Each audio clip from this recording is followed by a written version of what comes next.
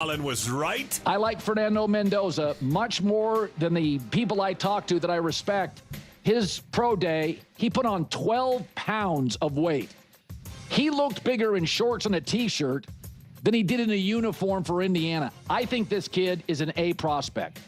Intelligence, gratitude, humility. He's not a great mover, but wasn't long ago Brady dominated the league. You got to move in the pocket more than out of it. I'm going to disagree with all the people that are really smart that grade draft picks. I think he's an A talent. Yeah, so I saw that Orlovsky came out and started talking about how Tyson Campbell, or whatever the name was, is a better fit for Clint Kubiak's system, and so on and so forth. And look, you all know by now that I'm a massive believer in Mendoza. I get that Colin is all about size and physical power and all that. And I do have a pretty strong take on that topic. Obviously, those traits are extremely important, but it goes deeper than that. It's not simply about who's the biggest, the strongest, or the fastest. That's just not how it works. Otherwise, teams would just hook these guys up to an MRI machine, analyze their body composition, and say, all right, we're drafting you now. Right? But that's not how any of this works. Maybe sometime in the future, when they can actually quantify what they're seeing and make accurate predictions. But that's a crazy thought. And that's not where we are right now. But here's the thing, he's actually a lot bigger and stronger than he even appears, because most of the time you see him in pads and a helmet. And he is big and strong.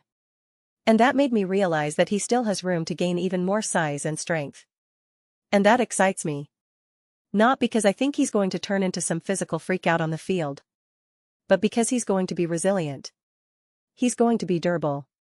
And I really think that goes a long way in the NFL. It goes a very long way. I don't think you need to be the most ripped quarterback out there, right? And I don't think you need to be the fastest or have the biggest arm or anything like that. But I do believe that when you are a big, strong quarterback in college, that doesn't automatically mean you'll be a big, strong quarterback in the NFL.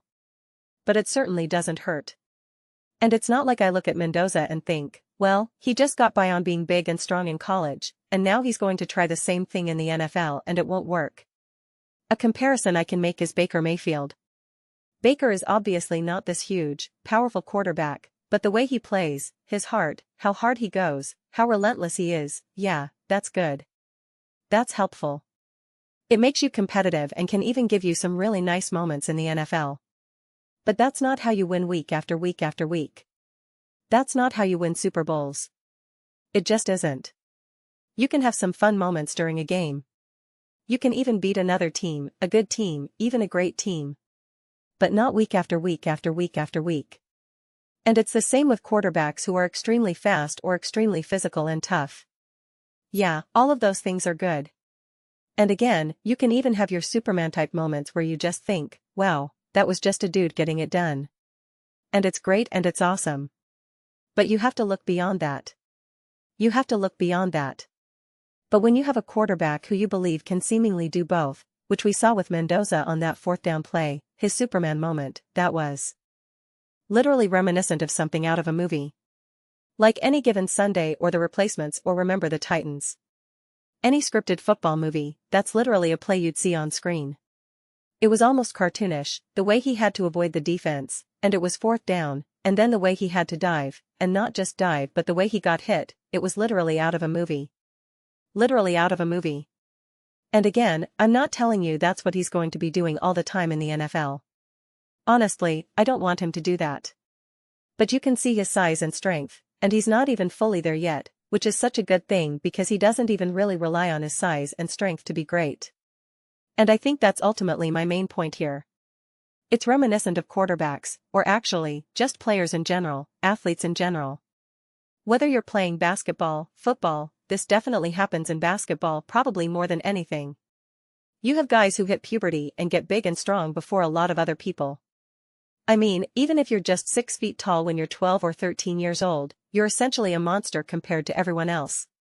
And you're playing basketball, and now you're the center even though you're only 6 feet tall, and you're learning a different style of play that, unless you keep growing, unless you become 6 feet 9 inches, 6 feet 10 inches, 6 feet 11 inches, the way you're learning to play and the way you're dominating, no matter what level it is, it's no. going to transfer over. It just isn't. And again, I played with people in football who were clearly really fast, faster than everyone else, and so they had a lot of success. But it's not good enough because you're not that next level fast. You're not at that next level. Or in baseball, you have a pitcher who, again, keeping pace with the same guys who become 6 feet tall in 5th grade, they're throwing heat. They're throwing heat. And they're blowing past everyone. They can be wild. They don't really need a lot of breaking pitches because they're just whipping it by hitters. But unless they continue to throw 98, 99, 100 miles per hour, you're going to need a different way to play, man. You're going to need a different approach. And so the fact that Mendoza still has a lot of size and strength to gain, and yet that's not how he's gotten through, that's not how he survived or succeeded throughout his football career, to me, that's really just icing on the cake. You know, it's the cherry on top. It's not everything, but it's that extra something. And he'll know how to play in different ways. He'll know how to be smarter in ways that, look, it's taking time for Josh Allen. It's taking time for Lamar Jackson. It still hasn't happened for Carson Wentz. And make no mistake, Carson Wentz had a slightly better head on his shoulders in terms of making better decisions and being coachable and all that. I think Carson Wentz could have been an elite, special quarterback, but he couldn't get past it. He couldn't get past who he was versus who he needed to become.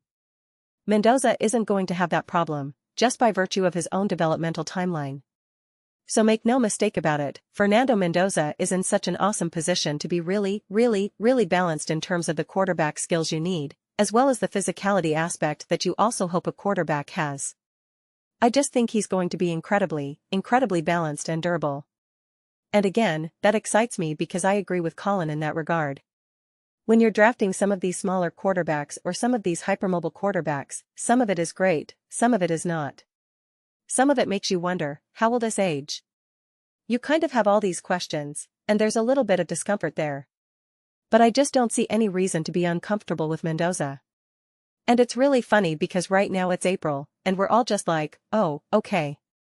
Colin says, see, Fernando Mendoza remains number 1 on Daniel Jeremiah's big board after his pro day.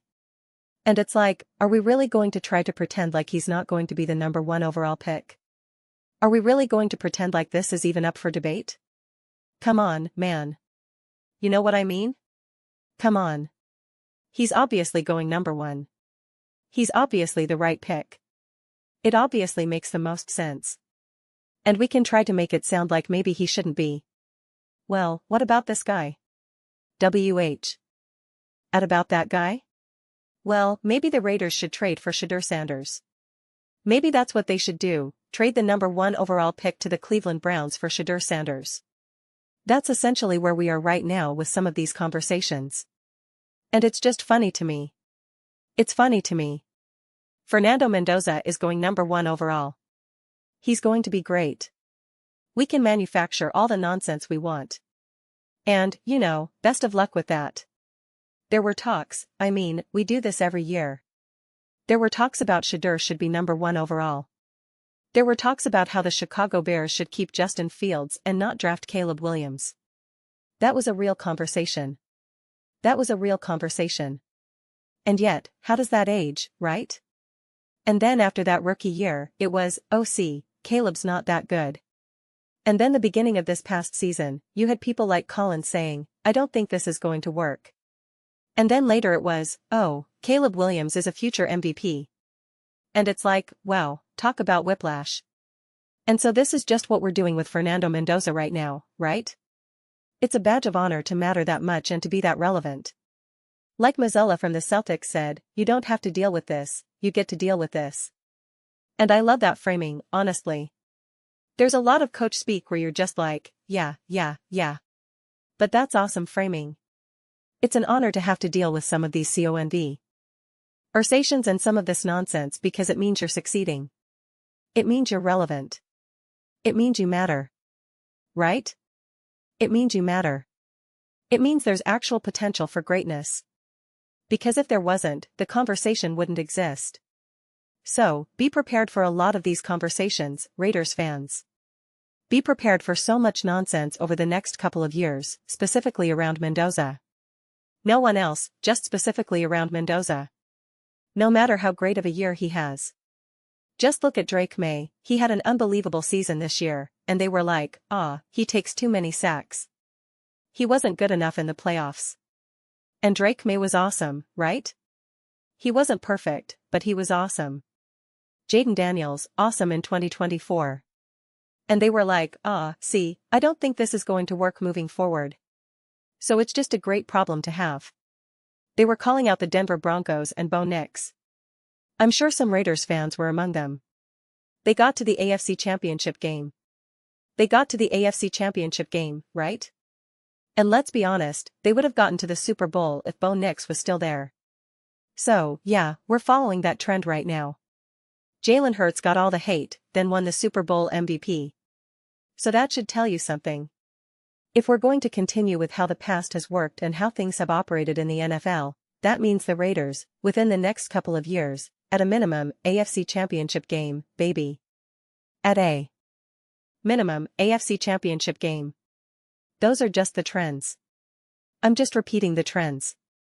Those have been the trends in the NFL over the last 5+ years or so. So it's a good spot to be in. Those are just my thoughts. I'd absolutely love to hear yours. What do you guys all think about Fernando Mendoza being the bona fide #1 pick and the fact that we're still kind of flirting with the idea that he's not? Let me know your thoughts. I read every single comment. So whether you agree with me or disagree with me, either way, let's get into some discussions. Let's get into some fights. But ultimately, let's just have some fun. And please do consider subscribing. We're building an amazing community here. I'd absolutely love to see you be part of it. I want to build something that we all generally feel connected to, something that we're really excited to be part of. I think we're well on our way to doing it. Please don't forget to give this video a thumbs up as it really does help with visibility and the algorithm. Thank you so much. See you next time.